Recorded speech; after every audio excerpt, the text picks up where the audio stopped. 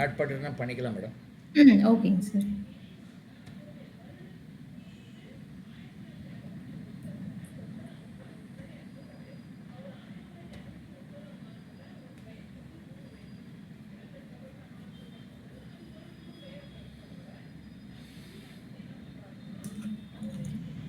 இனிஷியலா ஒரு 2-3 क्वेश्चंस பாப்போம் சத்வதிகா.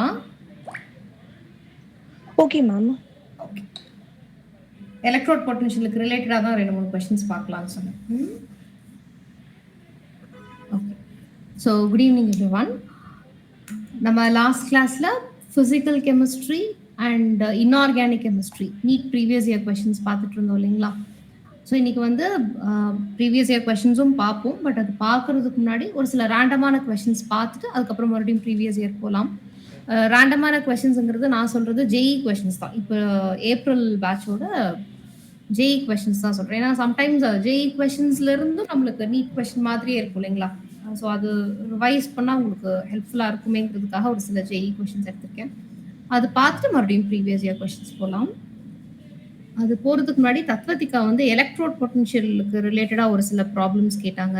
ஒரு 2-3 ப்ராப்ளம் மட்டும் எலக்ட்ரோட் பொட்டன்ஷியலுக்கு ரிலேட்டடா பார்த்துட்டு அதுக்கப்புறம் போவோம். சரிங்களா? ஸோ எலக்ட்ரோட் பொட்டன்ஷியல் நான் சொல்றது எலக்ட்ரோ கெமிஸ்ட்ரி 12th ஸ்டாண்டர்டோட சாப்டர்.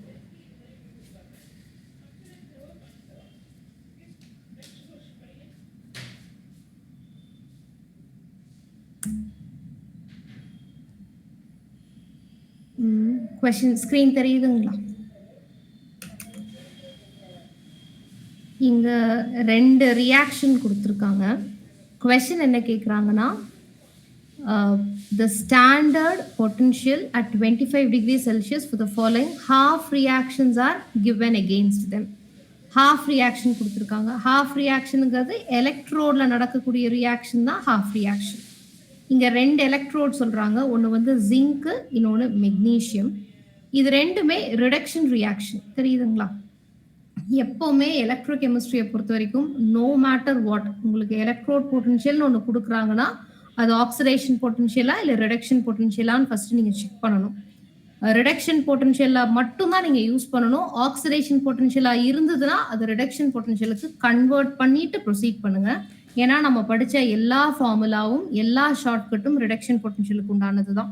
ஸோ இது கொடுத்துருக்கிறது எலக்ட்ரோட் பொட்டன்ஷியலா இல்லை ரிடக்ஷன் பொட்டன்ஷியலான்னு 2 விதமா கண்டுபிடிக்கலாம். ஒன்று வந்து இந்த மாதிரி ரியாக்ஷன் கொடுத்து பக்கத்துல E0ன்னு கொடுத்துருந்தாங்கன்னா அந்த ரியாக்ஷன் ஆக்சிடேஷன் ரியாக்ஷனா இல்லை ரிடக்ஷன் ரியாக்ஷனான்னு பாருங்க.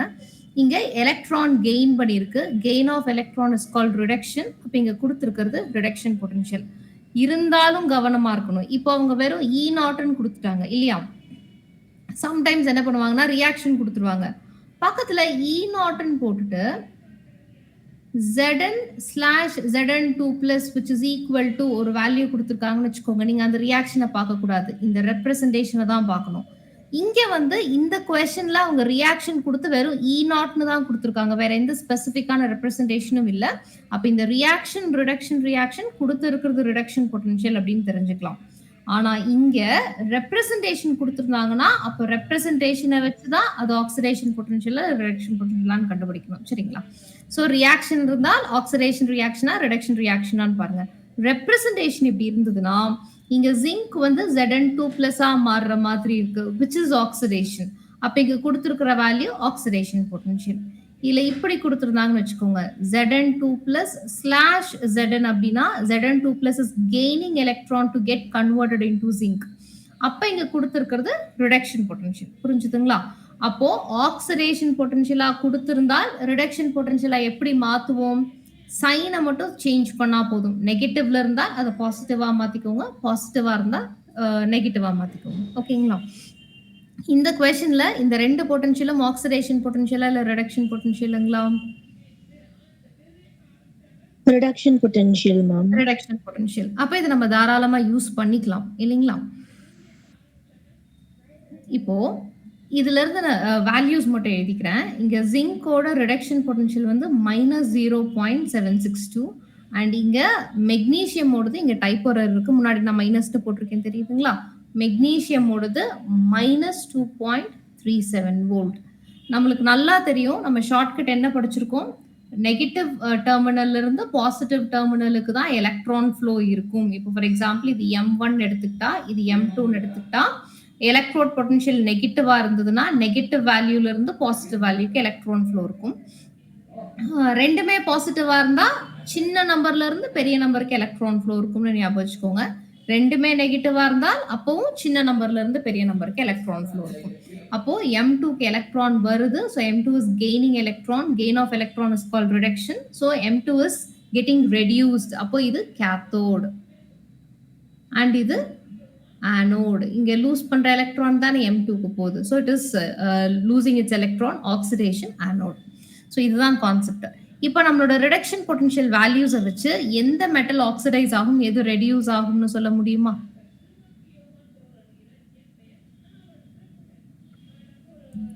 எது ஆக்சிடைஸ் ஆகும், எது ரெடியூஸ் ஆகும்னு சொல்லுங்க.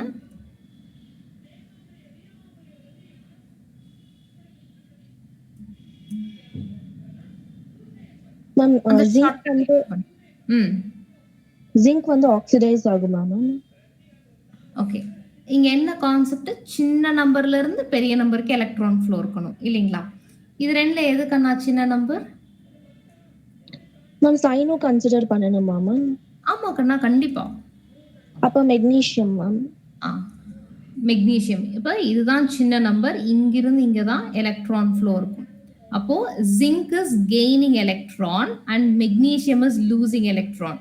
ஸோ ஜிங்க் எலக்ட்ரானை கெயின் பண்ணுதுன்னா ஜிங்க் ரெடியூஸ் ஆகும்னு அர்த்தம். அப்போ ரியாக்ஷன்ல ஒருவேளை எங்கேயாவது Zn 2+ இருந்தால் it will get reduced to zinc. அதே மாதிரி magnesium will get oxidised, which means magnesium ஏதாவது இருந்ததுன்னா it will get oxidised to Mg2+. இதுதான் நம்மளோட இன்ஃபரன்ஸ். அவங்க கொடுத்துருக்கிற எலக்ட்ரோட் பொட்டன்ஷியல் வேல்யூல இருந்து இதுதான் நம்மளோட இன்ஃபரன்ஸ். கரெக்ட்டுங்களா? இப்போ கொஸ்டினை போய் பார்க்கலாம். when zinc test is added to a solution of magnesium chloride. இப்போ சொல்யூஷனுக்குள்ள என்ன இருக்கு? மெக்னீசியம் குளோரைடு இருக்கு. ஸோ மெக்னீசியம் குளோரைட் சொல்யூஷனுக்குள்ள இருக்குன்னா இட் வில் கெட் அயனைஸ்ட். அப்போ சொல்யூஷனுக்குள்ள மெக்னீசியம் எப்படி இருக்கும்? மெக்னீசியம் 2+ ஆகும். அப்புறம் குளோரைட்ஸ் எல்லாம் Cl- இருக்கும். ஒரு மெக்னீசியம் குளோரைட்ல இருந்தும் will get 2 moles of Cl-. கரெக்ட்டுங்களா? ஃபைன். இப்போ சொல்யூஷனுக்குள்ள I have magnesium 2+ ion and உள்ள ஜிங்க் டஸ்ட் போடுறோம். ஜிங்க் டஸ்ட்னா ஒன்றும் இல்லை, ஜிங்க் மெட்டலை பவுடரா உள்ள போடுறாங்க. ஆனா அது மெட்டல் தான், அது ஒரு எலிமெண்ட் ஃபார்ம்ல தான் இருக்கும், ஜிங்கா தான் இருக்கும். எப்பவுமே ஜிங்க் வந்து சொல்யூஷனுக்குள்ள இருந்தாலோ இல்ல ஏதாவது ஒரு சால்ட்டா இருந்தாலோ தான் அது 2+ ஆக்சிடேஷன் ஸ்டேட்ல இருக்கும். ஆனா அவங்க சொல்றது ஜிங்க் டஸ்ட், விச் மீன்ஸ் ஒரு மெட்டலை பவுடர் பண்றாங்க. பவுடர் பண்றதுக்காகலாம் ஆக்சிடேஷன் ஸ்டேட் மாறாது. அப்ப நம்ம ஜிங்கா தான் உள்ள போடுறோம். மெக்னீசியம் ஆல்ரெடி அதோட பாசிட்டிவ் ஆக்சிடேஷன் ஸ்டேட்ல இருக்கு. இப்போ இது ரெண்டும் ஒன்னா சேர்ந்தா என்ன ஆகும்னு கேக்குறாங்க. ஆப்ஷன் டி இருந்து வரலாம்.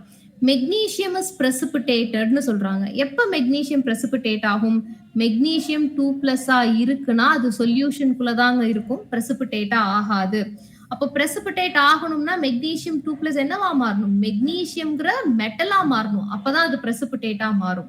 ஆனா நம்மளோட இன்ஃபரன்ஸ் படி மெக்னீசியம்னு ஒண்ணு இருந்தால் அது 2+ மாறுமே தவிர மெக்னீசியம் 2+ மெக்னீசியமா ரெடியூஸ் ஆகாது. நம்மளோட இன்ஃபரன்ஸ் படி மெக்னீசியம் வில் கெட் ஆக்சிடைஸ்ட். ஆனா இந்த ஆப்ஷன்ல அவங்க என்ன சொல்றாங்க? மெக்னீசியம் வில் கெட் ரெடியூஸ்ட்னு சொல்றாங்க, which is wrong. இது நடக்காது இல்லையா? அடுத்தது தேர்ட் ஆப்ஷன்ல ஜிங்க் டிசால்வ் இன் சொல்யூஷன் சொல்றாங்க. ஜிங்க் எப்ப டிசால்வ் ஆகும்? ஜிங்காவே இருந்தால் டிசால்வ் ஆகாதுங்க. அதோட எலிமெண்டல் ஃபார்ம்ல அது சாலிட் ஸ்டேட்ல தான் இருக்கும். எப்ப அது சொல்யூஷனுக்குள்ள டிசால்வ் ஆகும்? அது 2+ மாறும் போதுதான். கரெக்ட்டுங்களா? அப்போ அவங்க ஜிங்க் டிசால்வ் ஆகும்னு மீன் பண்றது ஜிங்க் ஆக்சிடைஸ் ஆகும்னு சொல்றாங்கன்னு அர்த்தம். ஆனா ஜிங்க் ஆக்சிடைஸ் ஆகும், நம்மளோட இன்ஃபரன்ஸ்ல என்ன ஆகும்னு பார்த்திருக்கோம்? ஜிங்க் ரெடியூஸ் ஆகும்னு தான் பார்த்திருக்கோம். ஆனா இங்க ஆக்சிடைஸ் ஆகும்னு சொல்றாங்க, which is again wrong. ஓகேங்களா? நெக்ஸ்ட் ஜிங்க் குளோரைட் ஃபார்ம் ஆகும்னு சொல்றாங்க. ஜிங்க் குளோரைட் எப்ப ஃபார்ம் ஆகும்?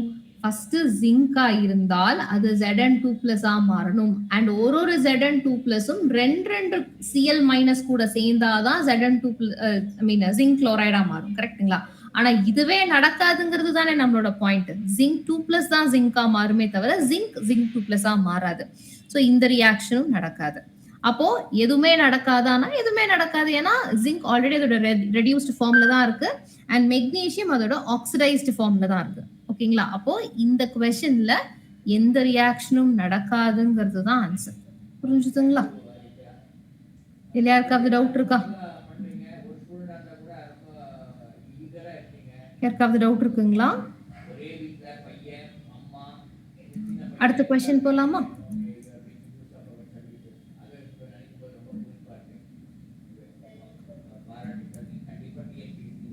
இந்த கொஸ்டின் ஒரு 4 பொட்டன்ஷியல் கொடுத்துருக்காங்க. குரோமியம், டைக்ரோமேட், குளோரின், மேங்கனீஸ் இதோட பொட்டன்ஷியல்ஸ் கொடுத்துருக்காங்க. அண்ட் இதுல எது வந்து ஸ்ட்ராங்கஸ்ட் ஆக்சிடைசிங் ஏஜென்ட்னு கொஸ்டின் கேட்குறாங்க.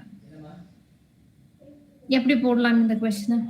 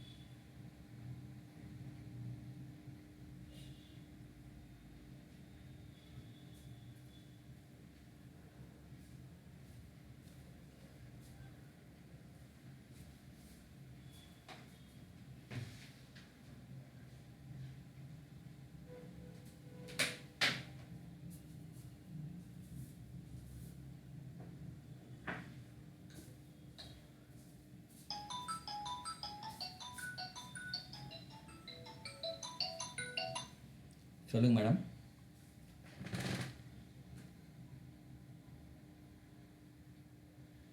சரி சரி சேஞ்ச் பண்ணிங்க. படு நோ ப்ராப்ளம்.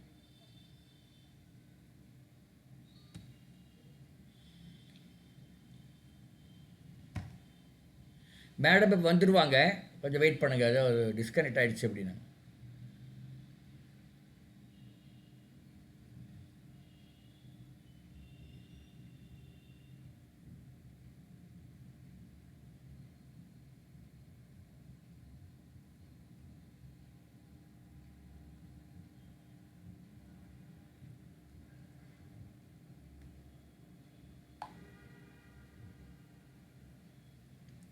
தத்துவத்துக்கு கேட்குதா நான் பேசுகிறது? Yes sir. உங்களுக்கு கேட்குது. அதான் மேடத்துக்கு தான் ப்ராப்ளம். அப்போ மேடம் வந்துடுவாங்க. இப்போ தான் எனக்கு கூப்பிட்டாங்க. I think some problem with their network. She'll come back. Poonthamizharasi, very good. Sachin Patil, our teacher is speaking in Tamil. How are you managing?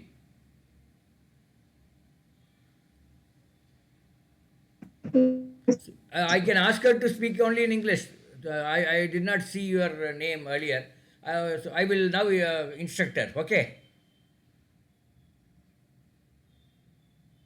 Hello, Sachin Patil. Yes, sir. I will ask Nivedita madam to speak only in English for you. Yes, sir. Okay. Malavika, Thank you you, are sir. from Tamil Nadu or from outside? Malavika Magadi? Anyway, no problem. Sir, Tamil Nadu, we sir. will ask her to speak in English, because since most if all are from Tamil Nadu, she will speak in Tamil. But if one or two are there from outside, we will ask her to speak in English. No, not an issue. Not an issue. So you are getting ready for the exam. Tatvatika, Malavika, you are in 11th or 12th? 12th, sir. 12th, okay. நீங்களும் ready ஆகிட்டு இருக்கிறீங்க. You are getting ready for the exam. Kaviraj? Sir, next year, sir. Oh, you are planning for next year. Okay, very good, very good. So I think most of you are planning for next year. Anyway, fantastic. So whoever is writing this time, all the best for you, and then do well. And then whatever you have studied, if the questions come in that, definitely you should do it. If it comes in some other area, Don't bother too much, even if one or two questions, don't waste your time, too much time on one question. And then before answering, you just make sure that all other options are not the right answers. Suppose there are 4 options and one is the correct answer, and 3, they're obviously the wrong answer. Before ticking, you have to make sure that other 3 are not the right answers. So these are some of the things which you can do. And then wherever you have, if you are able to eliminate 2 options out of 4, if you are able to eliminate 2, and you don't know which is the right answer among the balance 2, then probably whether you need to guess or something, that you have to decide then and there, according to your personality you can decide. But in all probability, in case you guess, the chances are that you may get right is better. For example, there are, what is the negative mark? Is it 1 by 4 or 1 by 3? -1, sir. -1 and it's 4. Okay. Suppose you write 10 questions guessing. So if you may get 10 into 4, 40, that is the maximum. Then what is the minimum? Minimum you will lose -10. Because if all the questions are wrong, you will get -10. So your marks will range from Yes, sir. -10 to -10 to 40. Suppose 2 are correct and 8 are wrong. What will happen? What is the score? 2 are correct, 8 are wrong. So what is your net score? 0, sir. 0. So even if you got 2 correct, still you don't lose marks. Suppose you got 3 correct, you will get 5 marks, 4 or 5 marks extra. So little bit of guessing is required. That is why I normally say some of these competitive exams it's like a game. It's like, Kaun Banega Crorepati ka game, something like that. Kodiswaran game Mari. So it is something like that. You need to do little bit of guessing, intelligent guessing, I would put it that way. Intelligent guessing, you can do like that. I mean, it's easy to talk like this, but really practicing in the exam, it's very difficult, I know. I am one example sitting in front of you who had got successful in guessing. Not that I had knowledge on all the things, but little bit of guess here and there helped me in scoring bigger, because negative mark is only 1/4, that is -1, whereas if it is right, you get 4 marks. Even if your correct answer is 30%, 3 out of 10, still you will gain marks. So this you should keep in mind, before answering, before guessing. Okay. Senthamil Selvan, are you able to understand? Sure, sir. Yeah. So these are little bit of, you be in the mood of doing playing a game kind of thing. Even though it's an exam, you take it like a game, then you will do some of these interesting things you will do, which may be useful to you. So this I have been telling every year to most of our students. It's not that easy to guess. But if you are able to eliminate 2 options rather, out of 4 options, I am able to eliminate 2, then you should guess. I mean, 90% of time you should guess, so that you get some mileage. You may get some positive marks. Nivedita madam, good. Are you able to join? Vanditingala madam? Sir, Yeah, it's okay. Now one student is there from Maharashtra. One student has come from Maharashtra. So if you can talk in English, that would be better for her. Sachin Patil, our student is there. Who is our... sir? Oh, you are not able to hear me, eh? 1 minute. One student is Okay, there. sir, okay. One student is there from Maharashtra. Are you able to hear me now? ஓகேங்க sir okay அதனால நீங்க இங்கிலீஷ்ல பேசலாம்னு நினைக்கிறேன். ஓகேங்க sir Okay. Okay ஓகேங்க sir okay Okay.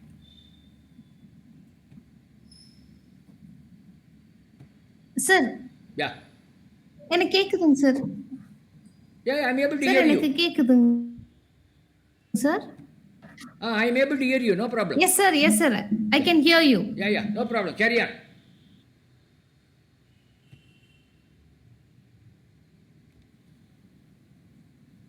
my screen visible?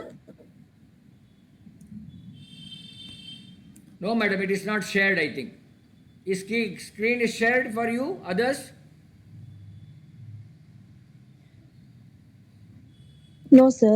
No, no, madam. No, sir. Is my screen visible? Not yet, not yet. Okay. Now it will come, I think. Now I think it will come. Started presenting, it comes, started presenting, so it will come, I think.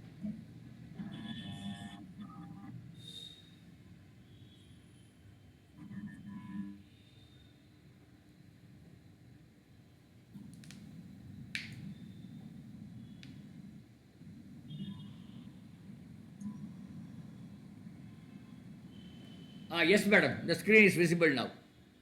Now is it visible? Yeah, yeah. It is visible for me, yes. Students, you can reply, then only Okay, she will sir. come to know, Okay. no? Right. Okay, sir. Okay. Okay.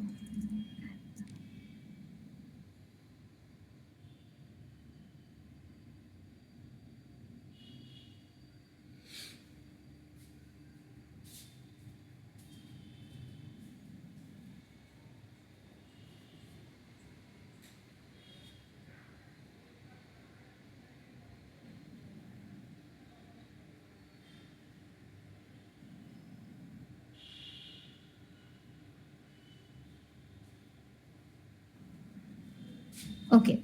So in this question, they're asking us to find the strongest oxidizing agent. And here we are provided with some electrode potential. So whenever the electrode potential is not chromium plus slash chromium. So chromium 3 plus will get converted into chromium by gaining electron. So this is reduction. Fine for manganese. Here the representation is E naught MnO4 minus slash Mn2 plus. So what is the oxidation state of manganese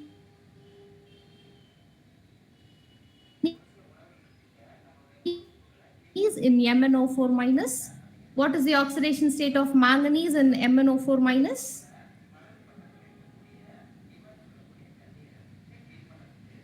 What is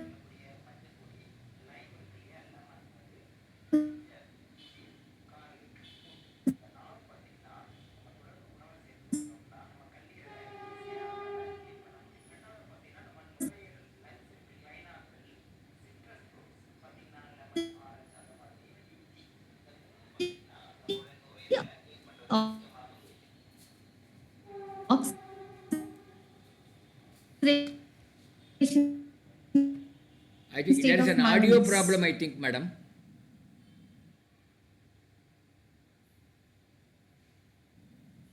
Plus 7, yes. So Nivedita, madam, here are you able to hear, madam? Children, are you able to hear madam's voice? manganese is No, sir. Voice is breaking, yeah. Madam, voice is breaking. plus 7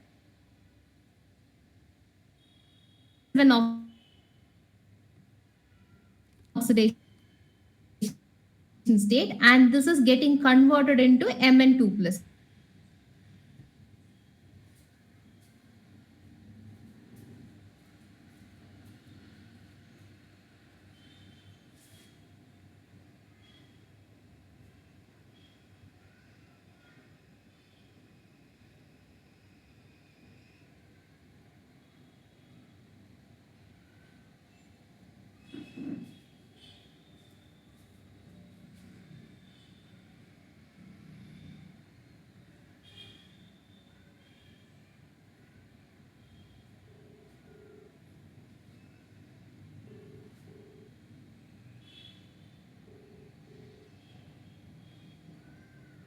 Madam, voice கேட்கல audio.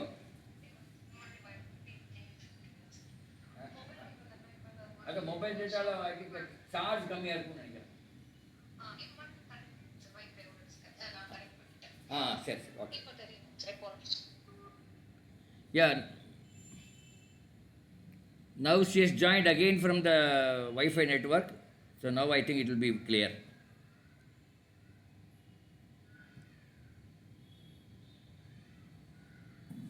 Okay. Is my screen visible now? Yes, madam. Fine. Okay. Sorry, guys. I'm really sorry. So here in Cr2O72 minus, the oxidation state of chromium is, what is the oxidation state of chromium in Cr2O72 minus? +6, ma'am. Very good, +6. So here chromium from +6 oxidation state, it is getting converted into 3+ oxidation state by gaining electron. So this is also reduction. So this is again reduction potential.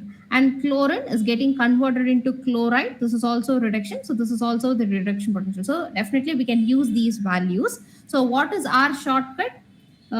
From negative terminal to positive terminal, electron will flow, right? So for example, M1 with negative electrode potential and M2 with positive electrode potential, M2 is gaining electron. So here M2 is getting reduced and M1 is getting oxidized. So the metal which is getting oxidized will be the best reducing agent, right? So M1 with negative electrode potential is getting oxidized. So this is the best reducing agent, because this is the metal which is responsible for the reduction of M2, right? And similarly, M2 is gaining electron, which means M2 is getting reduced. Why this metal is getting reduced? By gaining electron from this one, right? So metal M1 is losing electron because of M2. So M2 is a best oxidizing agent. Are you guys clear with it? So M1 is getting oxidized, so that is the best reducing agent, and M2 is a metal which is getting reduced, and that is the best oxidizing agent. So according to the inference, what we can understand is the metal with highest positive charge will be the best reducing agent, and here they're asking us to find the strongest reducing agent. So from the given data, we have to find the metal with highest positive value. So which is the highest positive value among these four metals? Which is the most positive value? Which got highest positive value? MnO4 minus to Mn2 plus, ma'am. Very good. So this got the highest positive value, which is plus 1.51. But here we have two more species, right? Which is the MnO4 minus and Mn2 plus. And here also in both the options, I mean, we have two options with Mn2 plus and MnO4 minus. So definitely option A and option B were ruled out. Now we have to decide among C and D. So according to our inference, what we know is metal with highest positive value will be the best oxidizing agent. So here we have to decide among Mn2 plus and MnO4 minus by calculating the oxidation state of the metal. We know the oxidation state of manganese here is +2 and here it is +7. Which got highest positive value? MnO4 minus. So this is the best oxidizing agent. So from the electrode potential value, you have to select the highest positive value for best oxidizing agent. And among those species, you have to decide based on the highest oxidation state. You're getting my point? So similarly, we'll move on to next question. And here they're asking us to find the strongest reducing agent. So first you have to make sure that the given values are reduction potential, after which find the strongest reducing agent. And strongest reducing agent's electrode potential will it be more positive or more negative? More negative, ma'am. So among these four values, check for the electrode potential with more negative value. Which got more negative value?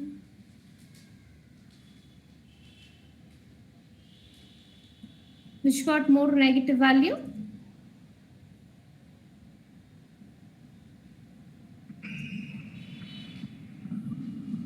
Yes, Kana, which got more negative value? Why, what happened? It's very obvious, no? Which got more negative value? Chromium 3 plus to chromium, ma'am. That's it. So this chromium got more negative value. So definitely option A and C were ruled out. Among chromium 3 plus and chromium, we have to check for the strongest reducing agent. So according to our inference, more negative value will be the best reducing agent. Here, this is chromium 3 plus and chromium, which got more negative or less positive value. That should be the inference, right? More negative value or less positive value will be the strongest reducing agent. So among chromium 3 plus and chromium, which got less positive or more negative value? Yes, it is chromium, right? That's it. So option 2. You're getting my point? Any doubt? Fine. Now we'll move on to next question. Here, the standard reduction potential of three metallic cations are given as 0.52, minus 3.03, and minus 1.18 volt. And we have to arrange these metals according to their reducing power. So please reduce these metals according to their reducing power and tell me the answer.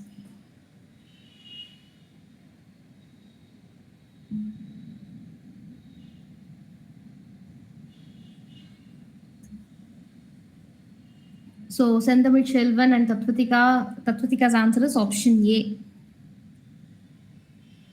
Yes, it is right. So shall we move on to next question? Yes, ma'am. Okay. Here. We are provided with few reactions with their electrode potential and they're asking us to find the strongest oxidizing and reducing agent. So now the concepts are clear. You just tell me the answer. You just apply the concept and tell me the answer.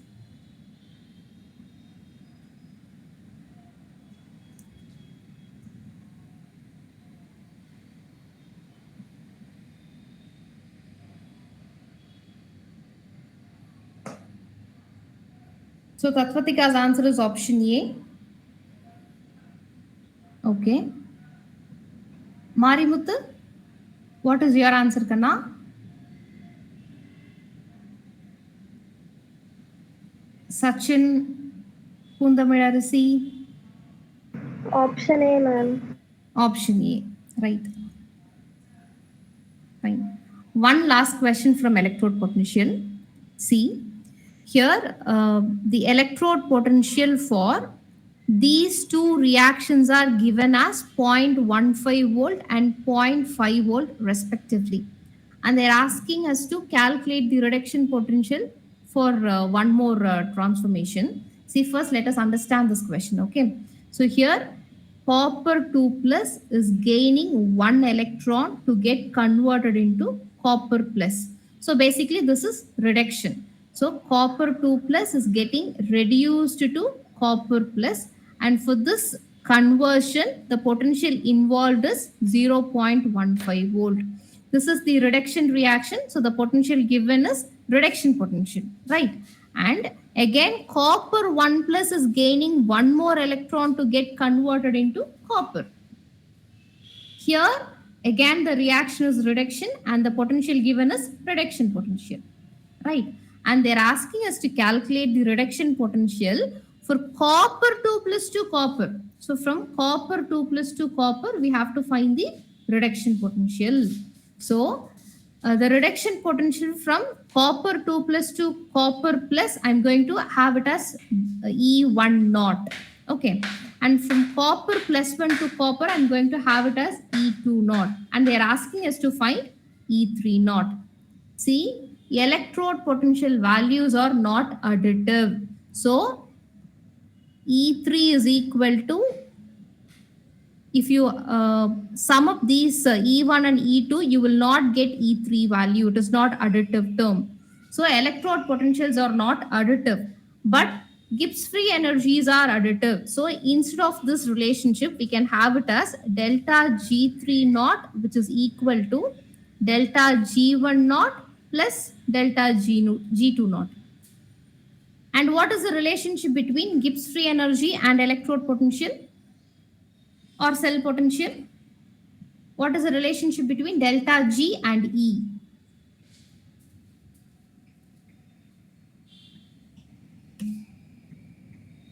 The relationship between delta G and E. Delta G naught is equal to, yes, Satvatika? Minus NF E cell, ma'am. Very good. So, for delta G3 naught, I can have it as minus NF E3 naught, which is equal to minus NF E1 naught plus, here plus into minus minus NF E2 naught.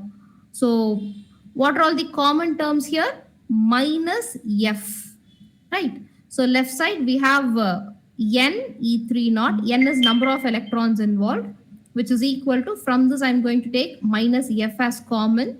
So here I have n into E1 naught plus n E2 naught. So I'm going to cancel minus F, which is in the left and right. So the relationship is n E3 naught, which is equal to n E1 naught plus n E2 naught. So for E3, what is the number of electrons involved? The transformation or the conversion is from copper 2 plus to copper. So number of electrons involved in this process is? Number of electrons involved is? 1, ma'am. From copper 2 plus to copper. The number of electron involved is 2. 2, ma'am. So 2 E3 naught, which is equal to, for copper 2 plus to copper plus, the number of electrons involved is just 1, right? So 1 into E1 naught plus, what is the value here? Copper plus 1 to copper, the number of electrons involved is? Copper plus 1 to copper, the number of electrons involved is? 1 electron, ma'am. Again 1. So 1 E2 naught. So what is E3 naught? E1 naught plus E2 naught divided by 2. So we know the value of E1 naught and E2 naught. You just substitute the values and simplify, and please let me know the value of E3 naught.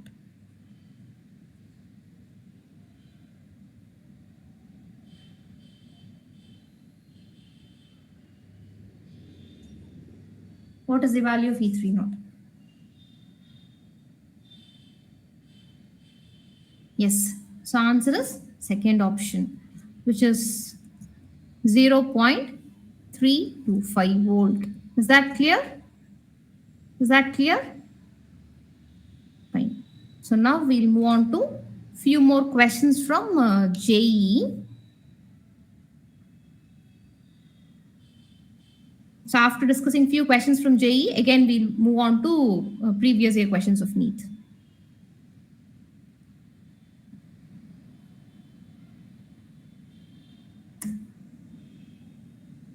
Is the screen visible now? Yes, ma'am. Fine. So here we are provided with two statements and we have to find which is right and which is wrong. Could you please answer this question? See, here we have some organic compound and the statement 1 is, this organic compound will react with sodium hydroxide and also with Tollens reagent. And statement 2, this organic compound will undergo self-aldol condensation very easily. We have to find which statement is right and which statement is wrong, or both are right or both are wrong.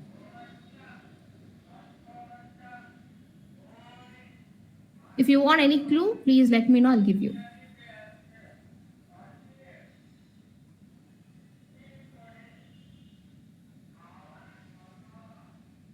So first check for the statement 1. See, they are talking about Tollens reagent. Which functional group will react with Tollens reagent?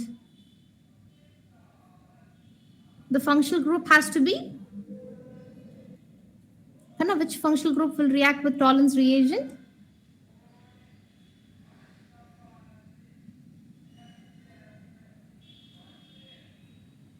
You forgot or something?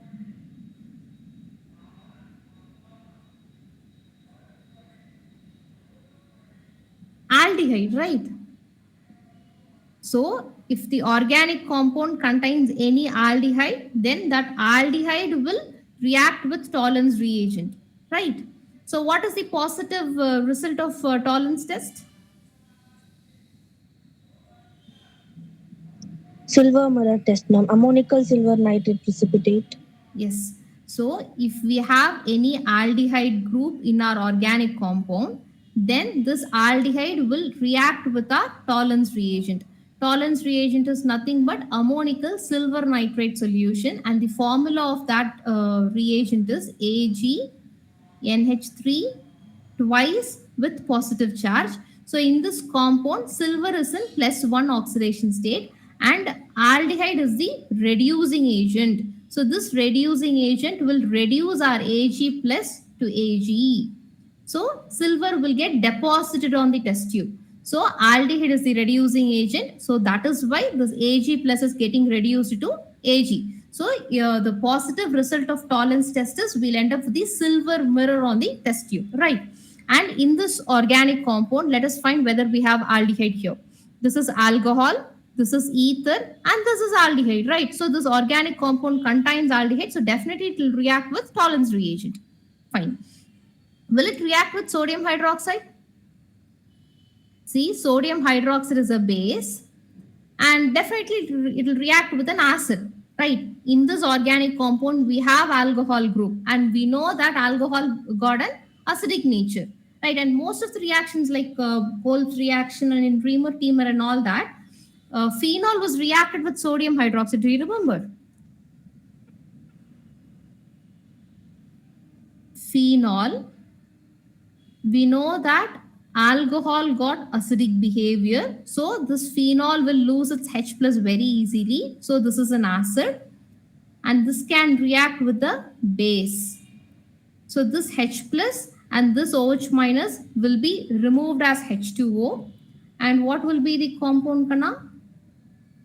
Sodium phenoxide, ma'am. Very good, very good. So this acid and base reacts together to give a salt. So in this compound we have alcohol functional group which will act as an acid. So definitely this will react with this base which is sodium hydroxide. So this organic compound will react with both sodium hydroxide and tolerance reagent. So statement 1 is true, right? Okay. So check for the second statement. Will this organic compound undergoes aldol condensation? What is the condition for aldol condensation? What is the condition for aldol condensation?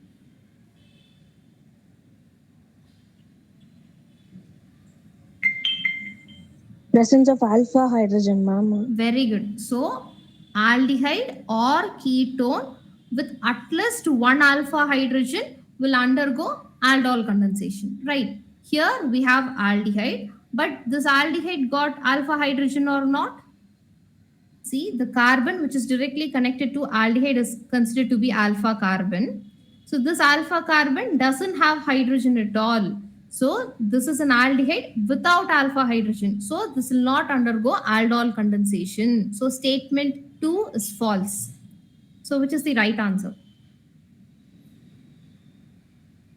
Statement 1 is correct and statement 2 is incorrect. So answer is option 3. You're getting my point? So both the statements are from aldehyde ketone carboxylic acid. Fine. Now we'll move on to next question.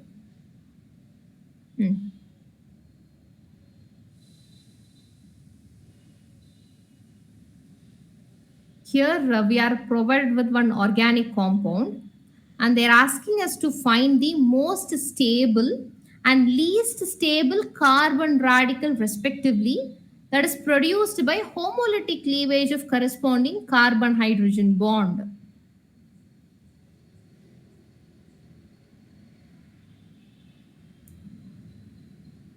Here they labeled 4 carbon atoms: carbon 1, carbon 2, carbon 3 and carbon 4. We have to find which is the most stable and which is the least stable carbon free radical.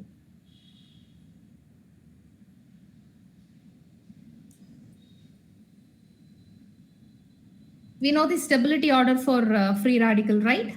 Which is more stable free radical? Tertiary, ma'am. Tertiary. I think it is option 4, ma'am. Okay. Kana, first has to be most stable and second will be the least stable. Okay. So according to your answer, this carbon free radical will be the most stable, right? Right, Tatvatika?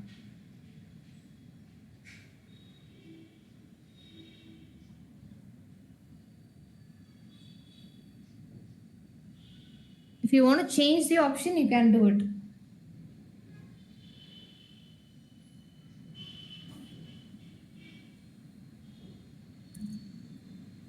See, here, this is my first carbon. This first carbon is connected to only one hydrogen.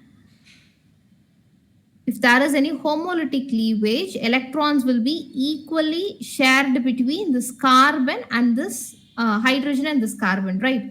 So here, carbon, triple bond carbon, and this carbon will have one odd electron, and this carbon will get connected with CH2 and all that.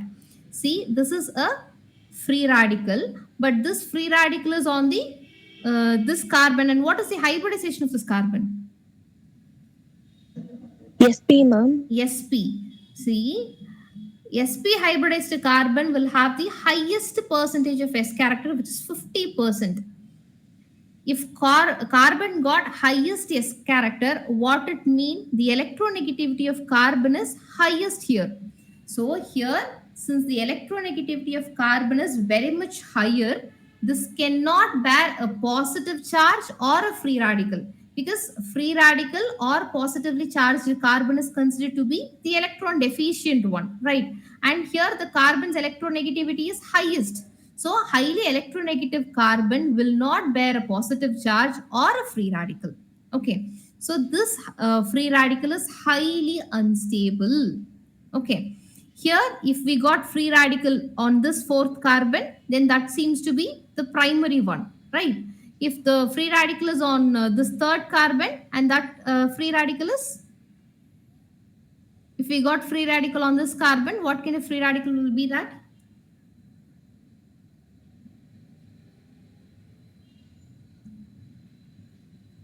Secondary, ma'am.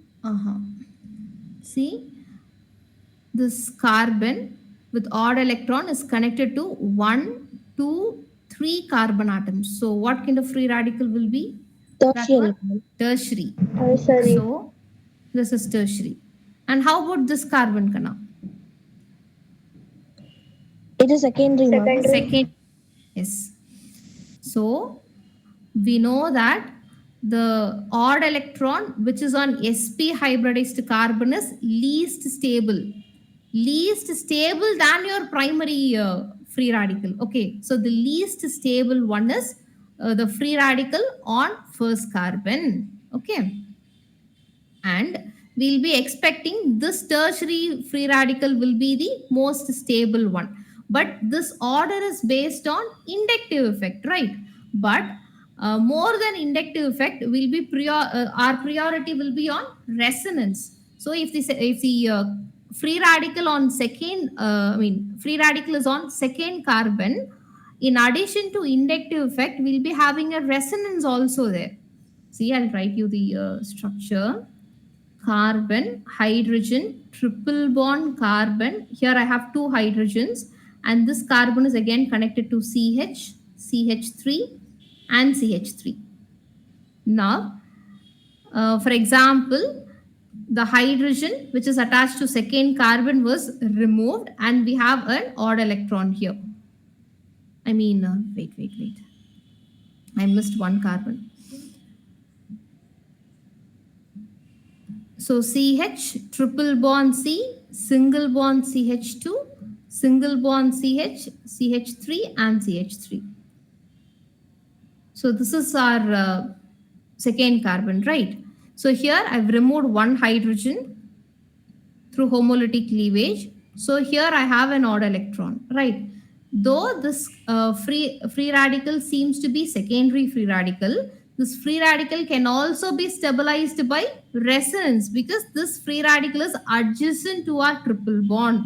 So this in triple bond, we have two pi bonds, right? One of the pi bonds will cleave homolytically so that one odd electron will go to this carbon and one electron will come to this carbon. So these two odd electrons will combine together to form a pi bond here. So this free radical can be stabilized through resonance, which is in addition to our inductive effect. So though this third carbon seems to be tertiary free radical, this is least stable than this one. This is secondary free radical. This can also be stabilized by resonance. So now tell me which is the most stable free radical and which is the least stable free radical. Which option will be the right one? Third option, ma'am. Third option, right. That's it. Shall we move on to next question?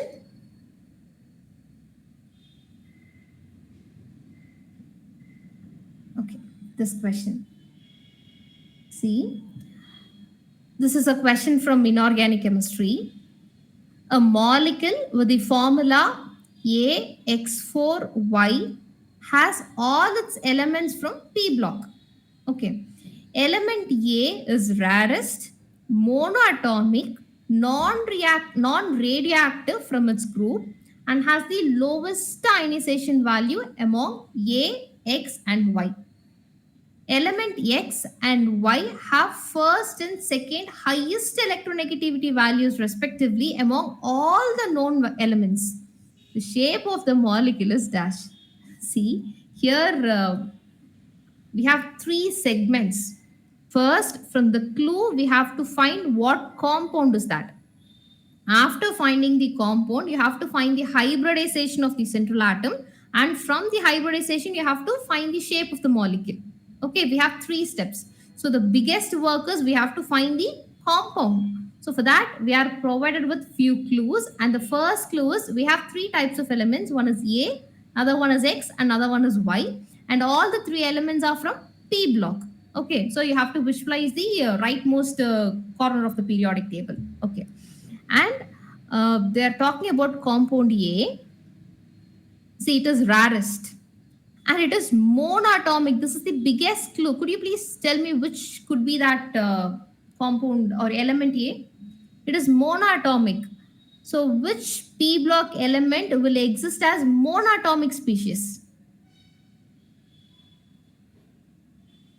At least tell me which group element could be that. What is monatomic species? That atom can exist as atom itself. It don't want to combine with another atom for stability. So what could be that group at least? Noble gases, ma'am. Very good, noble gas. Okay, so what are all the noble gases we know? Helium, neon, argon, krypton, xenon, radon. And next clue is that is non-radioactive and that got lowest ionization enthalpy. What could be that element? Among all the inert gases, we know that only xenon can form a compound, right? So what could be that element then?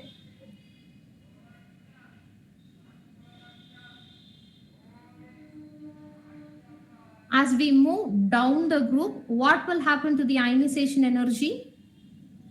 Decreases, ma'am. Decreases. So definitely we know that the elements which are present at the bottom of the 18th group will have the lowest ionization enthalpy. And we know that only xenon can form a compound because the ionization energy of xenon is matching with the ionization enthalpy of oxygen. So only xenon can form a compound. So it is very obvious that the central atom or the element A seems to be xenon. Right. And rest of the clues are very simple for X and Y. See, element X and element Y are the first and second highest electronegativity values of all the known elements. And what could be the elements then? Which got highest electronegativity in periodic table? Which element got the highest electronegativity? Fluorine, ma'am. Very good. So, X is the first highest electronegative element, which is fluorine. And Y is the second highest electronegative atom, which is Oxygen, right? So what could be the formula? A is xenon and X is fluorine and Y is oxygen. So this is the formula of the compound. So here the central atom is xenon and you have to find the hybridization of xenon. Could you please tell me the hybridization of xenon?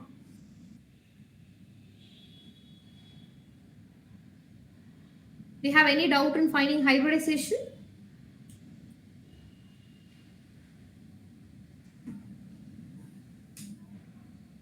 Is it possible for everyone to calculate hybridization of xenon? sp3d2, ma'am. Very good. It is sp3d2.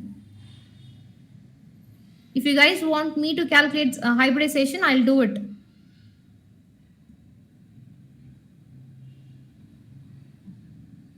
Do you want me to calculate?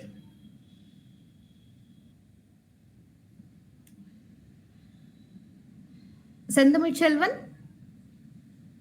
Yes, Do you know ma'am. how to calculate hybridization, Kanna? No, ma'am. Okay. Marimuthu? Yes, ma'am. Do you know how to find the hybridization of xenon? No, ma'am. Okay. So let us calculate the or let us find the hybridization of xenon, which is very easy. See, before getting into the hybridization of xenon, I'll give you the very simple molecule and I'll tell you the rules to find the hybridization. This rule is applicable for all the inorganic compounds. So let us take methane. Here, how many types of elements we have?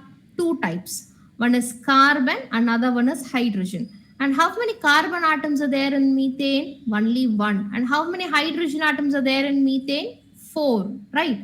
And could you please tell me the valency electron of carbon? Valency electron of carbon.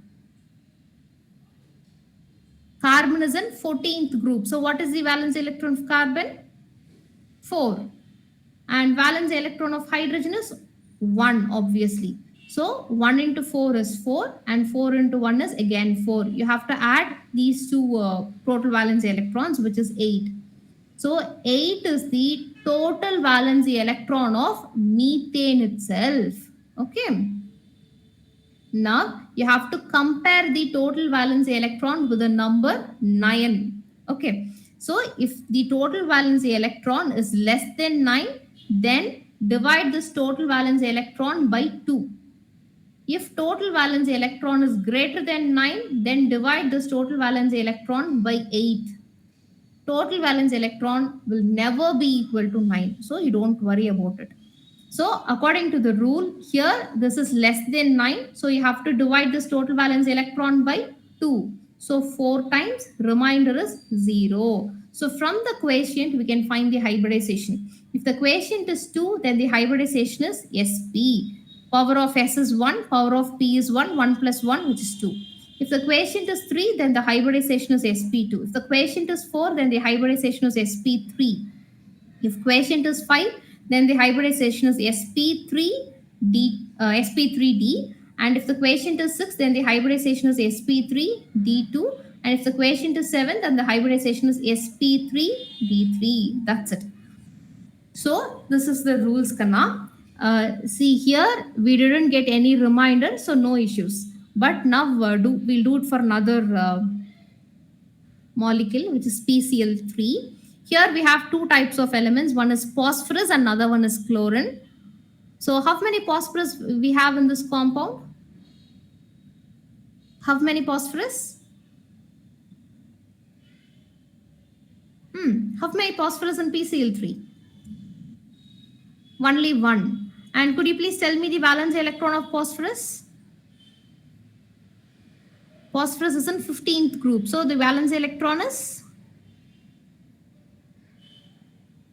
Valence electron is? 5, ma'am. 5. And we have 3 chlorine atoms and the valence electron of chlorine is 7 because chlorine is in 17th group. So could you please tell me the total valence electron of PCl3? What is the total valence electron of PCl3? 26, ma'am. Okay. Uh, this is 5, this is 21, so this is 26. So 26 is greater than 8, greater than 9. So we have to divide this total valence electron by 8. How much time? So what will be the quotient? What will be the quotient? 3, ma'am. So 3 eights are 24. So we have remainder as 2.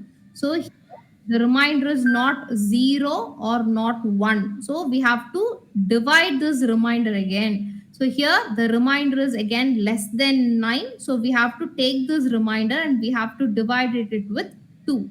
So here it is 1 time. Now the remainder is 0. Now we got two questions here. 3 plus 1, which is 4. So the hybridization is sp3.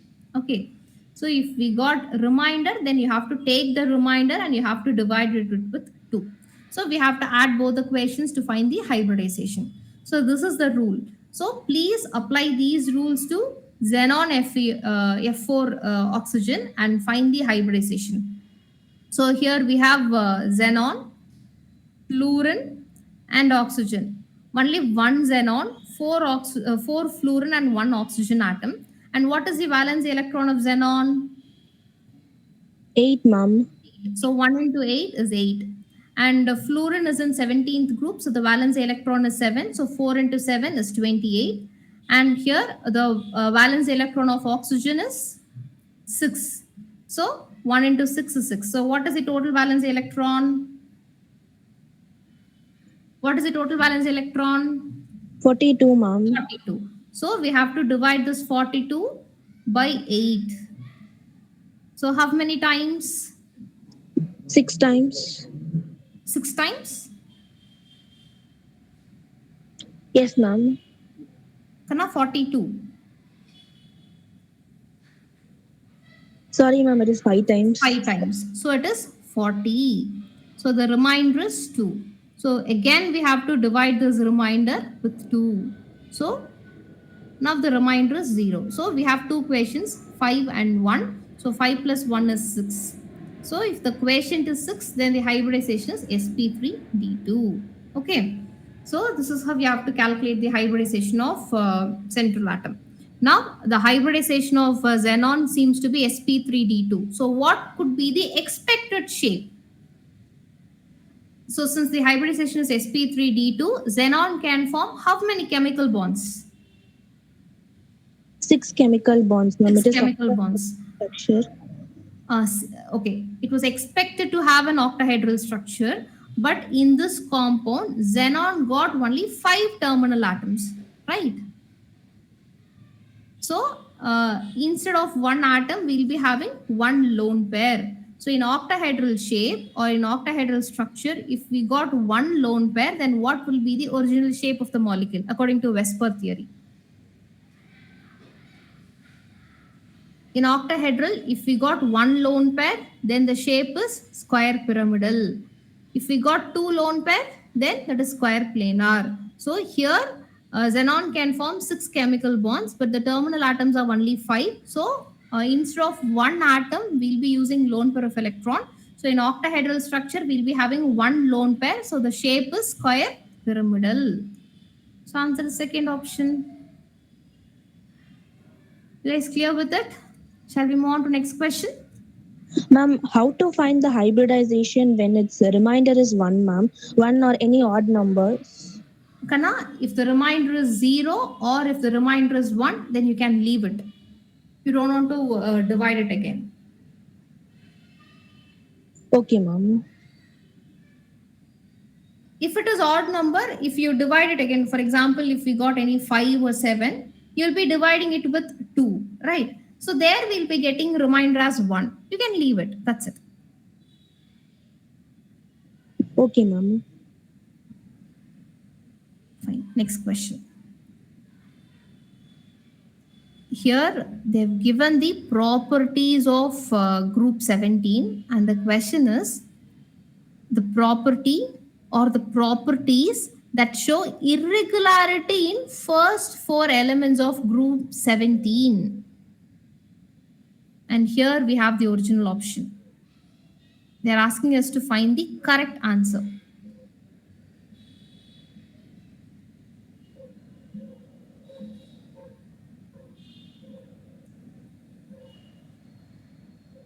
In 17th group, as we move down the group, what will happen to the covalent radius?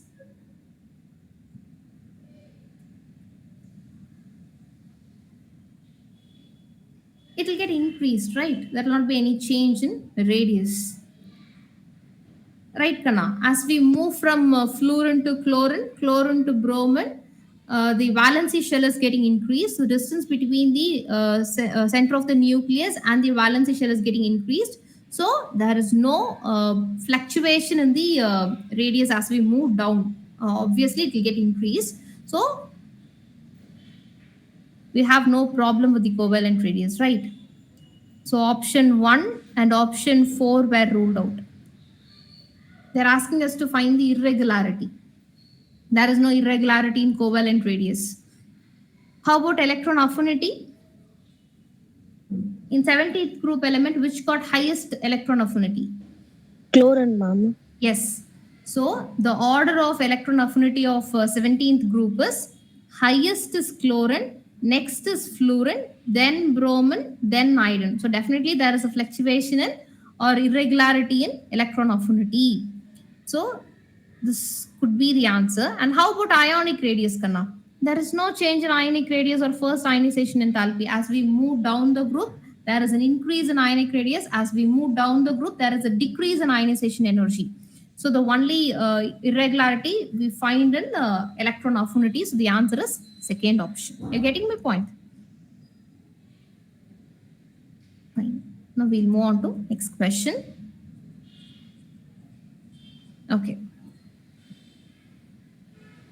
This question is from limiting reagent. So we are provided with some chemical reaction where calcium carbonate is reacting with HCl to give calcium chloride, carbon dioxide, and water. Whenever the equation is given, please make sure the equation is a balanced one. And after which the question is, consider the above reaction. What mass of calcium chloride will be formed if 250 ml of 0.76 molar HCl reacts with 1000 gram of calcium carbonate? So they have given you the concentration and volume of HCl and the weight of calcium carbonate, and they're asking us to find the mass of calcium chloride formed.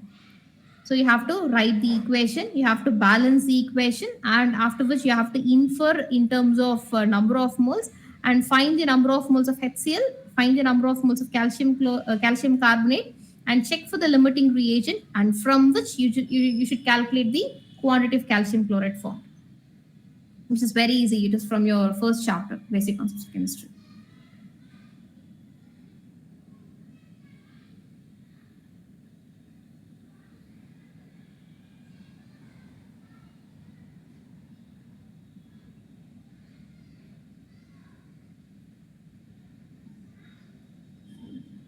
So let me write the equation. Calcium carbonate is reacting with 2 moles of HCl according to the question. Gives calcium chloride, carbon dioxide, and H2O. Kada, is this equation balanced? Seems to be a balanced one, right?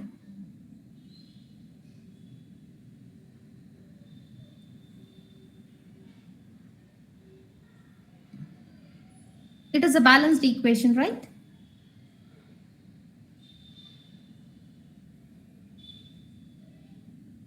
Okay. So what is the inference?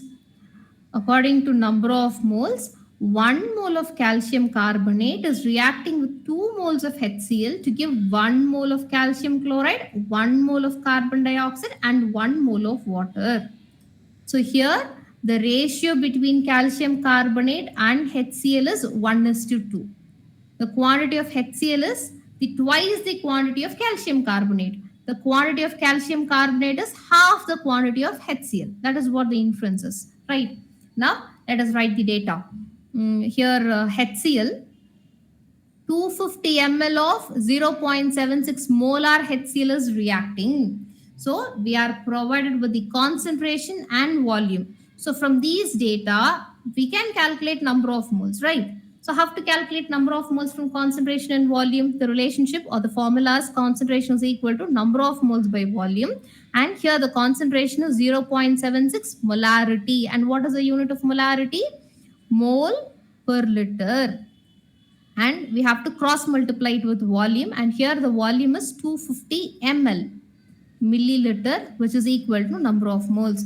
Kana, could you please calculate and let me know the number of moles of HCl? 250 into 0.76.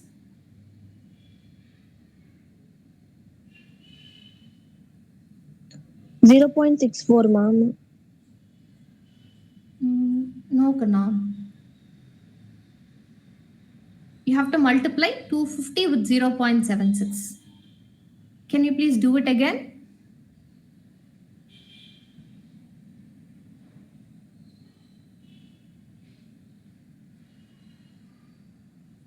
250 into 0.76. 190, ma'am. 190. Here, this liter and per liter will get cancelled. So the number of mole is 190. You should not forget this millimole. And what is the quantity of milli? It is 10 power minus 3. So here, the number of moles of HCl involved in this reaction is 190 into 10 power minus 3 mole. And we have to calculate the number of moles of calcium carbonate. Here we are provided with the weight. So we have to convert weight into number of moles. What is the formula? Number of mole is equal to given mass divided by molar mass. Given mass is 1000. And what is the molar mass of calcium carbonate? Very easy. 100 grams, ma'am. That's it. So what is the number of moles? 10 mole. Moles. So this is 10 mole. This is 190 into 10 power minus 3 mole. So let us make it little convenient. So why don't we convert this into 0.190 mole? Okay. Now the comparison will be a little easier. Could you please tell me which is the limiting reagent here?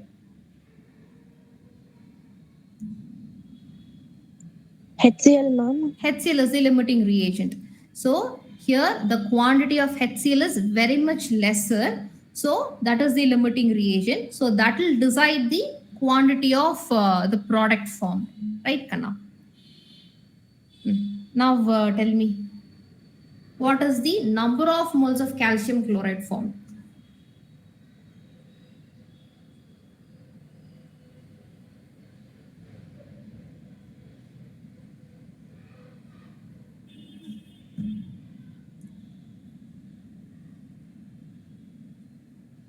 You just tell me in terms of number of moles. Afterwards, we can convert that into gram. See, the quantity of or the number of moles of HCl must be 2 times the quantity of calcium carbonate.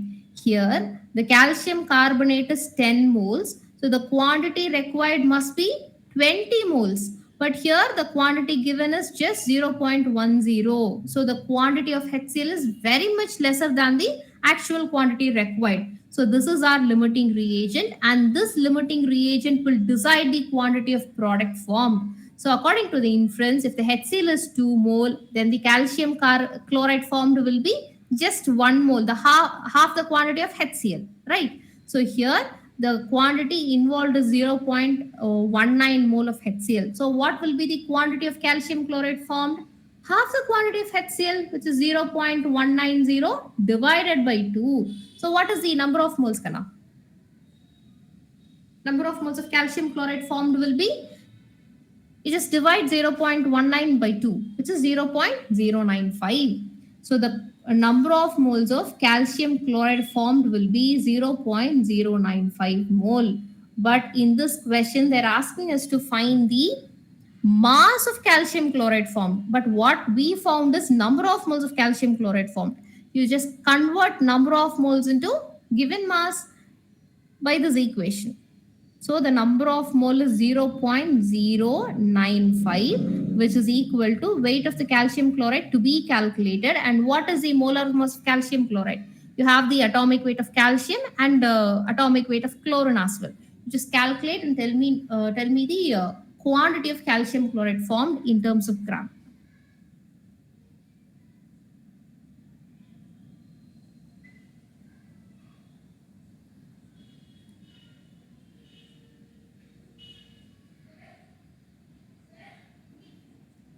Yes, Marimuthu, the molar mass of calcium chloride is 111 gram per mole. You're right. So you have molar mass of calcium chloride and number of moles of calcium chloride also. So the given the quantity formed is 10.54. That's it. So the answer is option C. Fine. Shall we move on to next question? Okay. Here, this is the easiest question. 0.1 mole of the following given antiviral compound P will weigh dash gram. We have to express in terms of 10 power minus 1. So, how to do this? See, since this is a JE question, this is a numerical type. You just tell me how to solve this problem. We are provided with some formula and they're asking us to express the quantity of this compound in 10 power minus 1 gram, and we are provided with number of moles. So they've given the number of moles and they're asking us to calculate the mass.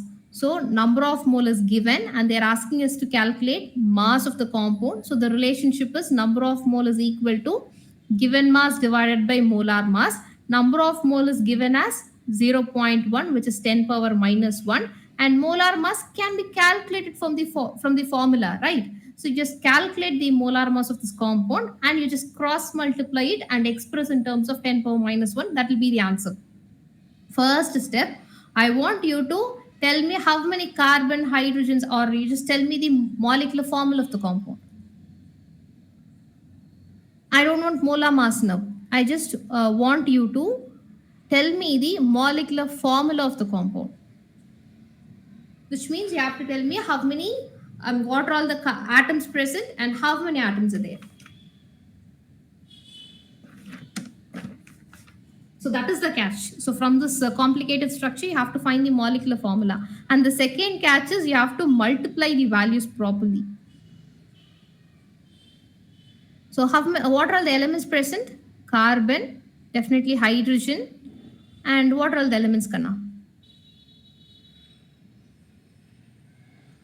Carbon, hydrogen, then?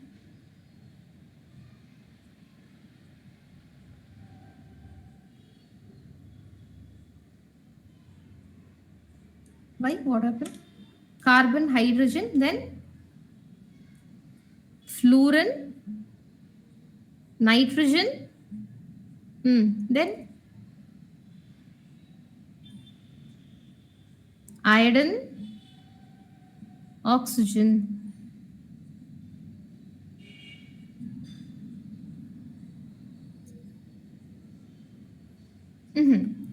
Kana, you should not call it as ammonia. We have no ammonia there. I just want the elements like nitrogen, hydrogen, and all that. Not ammonia. And there is no ammonia there, Marimuthu.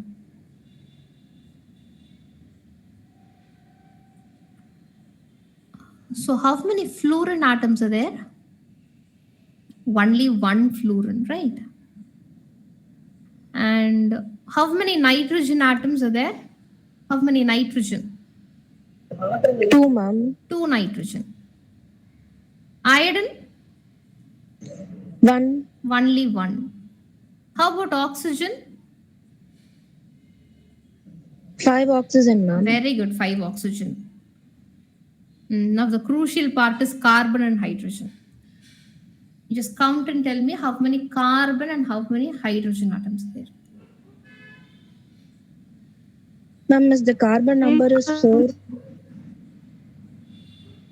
Okay, Tatvatika's answer is 4 carbon. Yes, Kaviraj? 8 carbons, ma'am. Okay. It is not 4 and it is not 8 as well. 6, ma'am. Kaviraj? No, no, no. Okay, let us calculate together.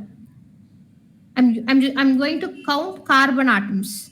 1, 2, 3, 4, 5, 6, 7, 8. See, here there is a bend, so which is 9. So we have 9 carbon atoms. Kaviraj, did you miss this carbon? Yes, ma'am. Okay, so totally we have 9 carbon atoms. And now let us count hydrogen atoms.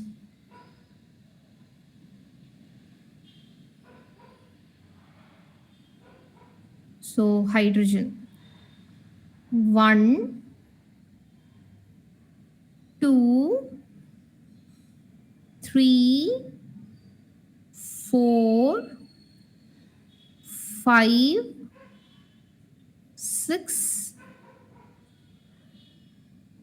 7, 8, 9, 10. So we have 10 hydrogen atoms. That's it.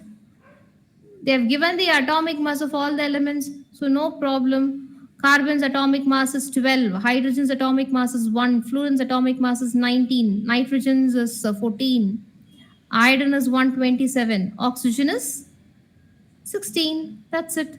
So you have to multiply all those values and you have to add in, you have to find the molar mass. After which you have to cross multiply it with 10 power minus 1 and you have to express the value. That's it, Kana. So the real catch is counting the atoms. From this complicated structure, you have to count the atoms properly. Okay, that's it. So shall we move on to next question?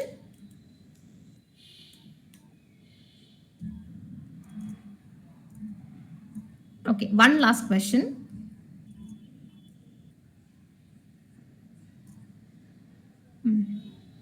Kana, you just read the question and tell me from which chapter this question is asked. Chemical kinetics, ma'am. Very good. So chemical kinetics. And we are provided with some graph. Here A is getting converted into product. And the question is, the concentration of A at 10 minutes is dash. And you have to express in terms of 10 power minus 3. And the reaction was started with 2.5 mole per liter of A. The initial concentration of reactant was given, and they're asking us to calculate the remaining concentration of the reactant after 10 minutes. And you have to express it in terms of 10 power minus 3.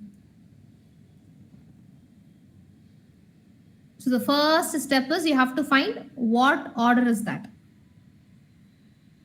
What is the order of the reaction? So graph is the biggest clue to find the order of the reaction.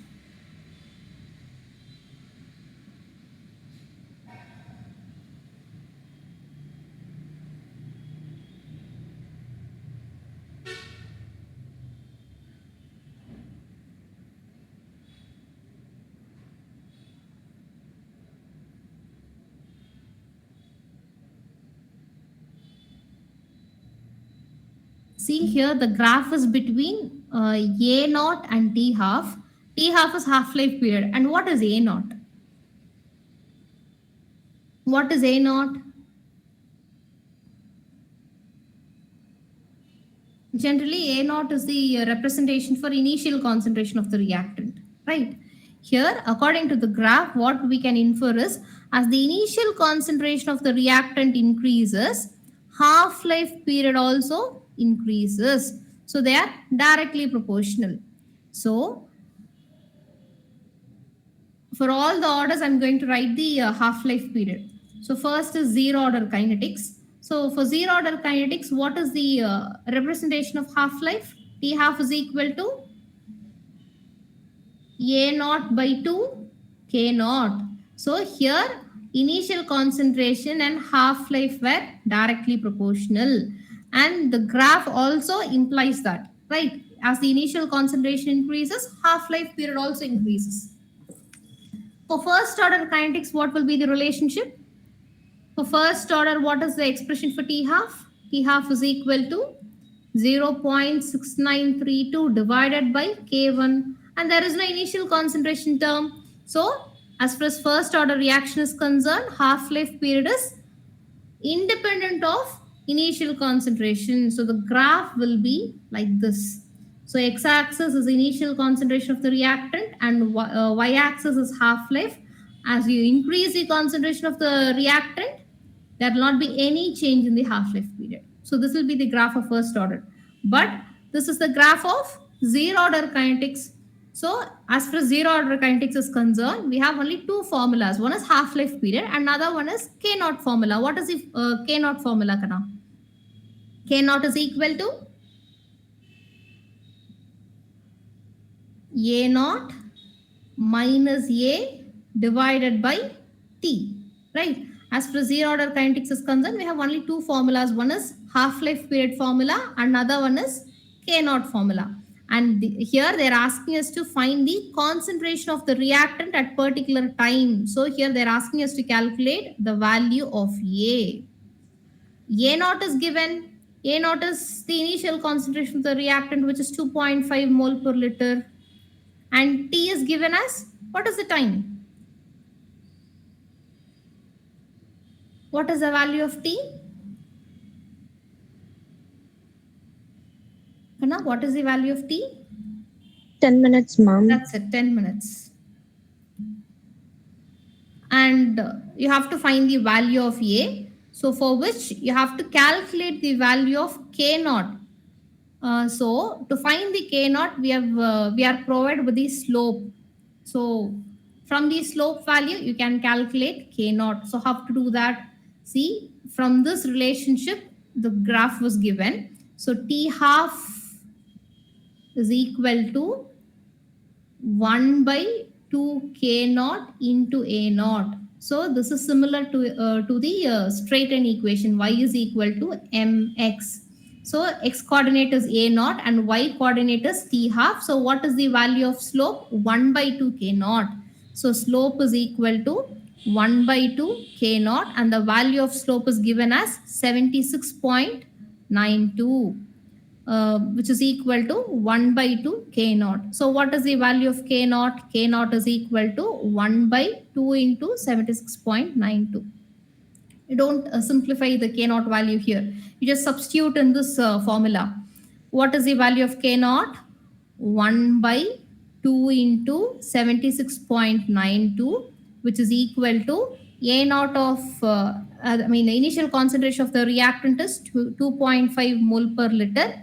A is to be calculated and time is 10 minutes.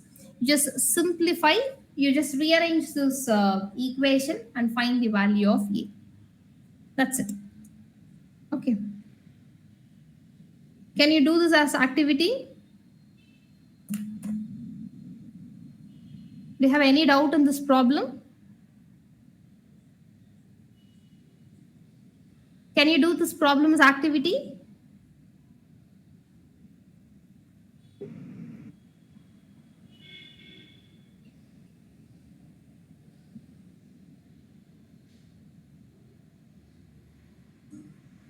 Kaviraj, Marimuthu, Sachin,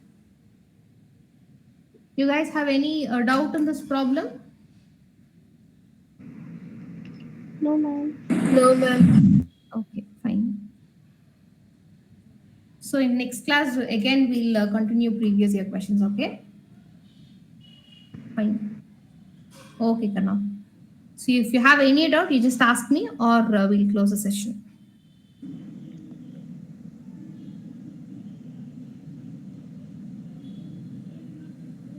Okay. Thank you, ma'am. Okay, Kana. Bye, Thank you, Akshaya. ma'am. Bye, Kana. Bye-bye. Thank you, ma'am. Bye, Tatvatika.